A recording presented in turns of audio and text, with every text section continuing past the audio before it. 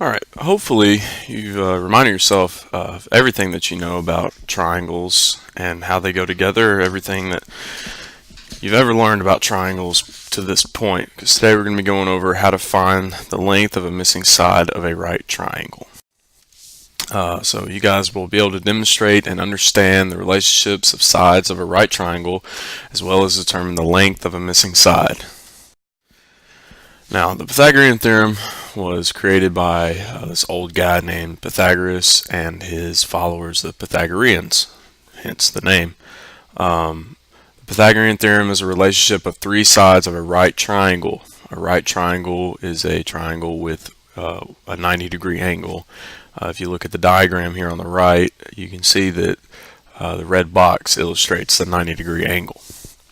Okay, so what are the parts of a right triangle other than that? Basically you have the two basic sides, A and B, and then you have your longest side, which is C in this case, which is your hypotenuse. Bolded right there, hypotenuse is the longest side of the triangle. Like I said before, a right triangle will always have a right angle every time.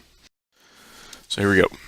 Pythagorean theorem, very simply, if we use the same diagram here, in this case it would be a squared plus b squared equals c squared. So this is a definition of how to find the missing side of any given triangle given two sides. So with this definition, any missing side, if we have the other two, we can find it. So here we go. I'm going to do one real quick. It says, given the sides A and B of this right triangle, find the missing side C. Alright, so I've got A and B. A is 3, B is 4. I need to know what C is. So we need to put this in a step-by-step basis. What I mean by that is, what do we know and what do we need to know? It's questions that you should ask yourself. What information do I already know? How can I use that information to find something that I don't know? So, information that we know that side A equals 3 and side B has the length 4. So, information we need to know, I'm trying to find out what C is. What is C? So, put in our Pythagorean equation, a squared plus b squared equals c squared. We substitute what we know into the equation. So we know a is 3 and b is 4, so we get 3 squared plus 4 squared equals c squared. Notice I always substitute using parentheses.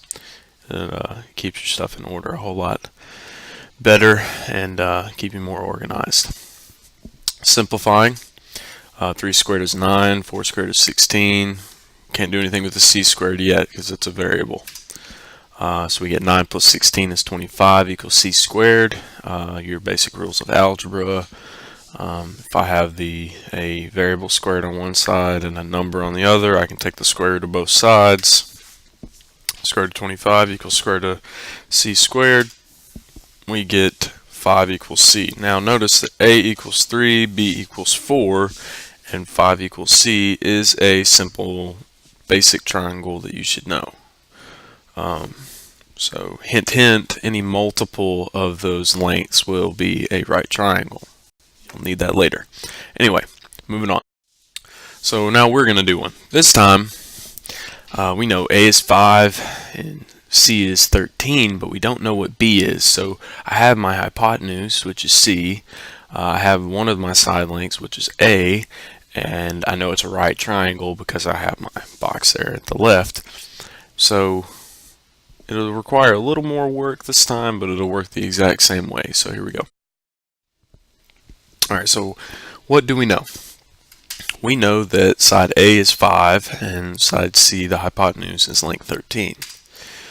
What do we need to know? We need to know what B is. So this time, plugging into the Pythagorean equation, we use the same information, but this time we'll be plugging in for A and C instead of A and B. So here we go. Parentheses, obviously, substitute 5 in for A, so 5 squared plus, I don't know what B squared is, so we leave it alone for now, equals 13 squared. Okay, very simple. Moving on. Okay, so 25, 5 squared is 25, plus still don't know what b squared is, equals 169. 13 squared is 169. B squared equals 169 minus 25 when we move the 25 over to the other side. 169 minus 25. So we get b squared equals 144. Therefore, take the square root, and we get b equals 12. Now that is another basic triangle that you should know. A is 5, B is 12, C is 13. They call it the 5, 12, 13. Very, very common.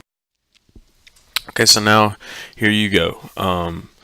This is for you to do. It is worked the same way as problem number 1. Remember that I said the multiples of a 3, 4, 5 or any other simple triangle will come out to be the same thing. Now, what I did not do is put a box in this triangle, but I'm going to tell you it is a right triangle. So finish that problem for homework, and we will go over it next class.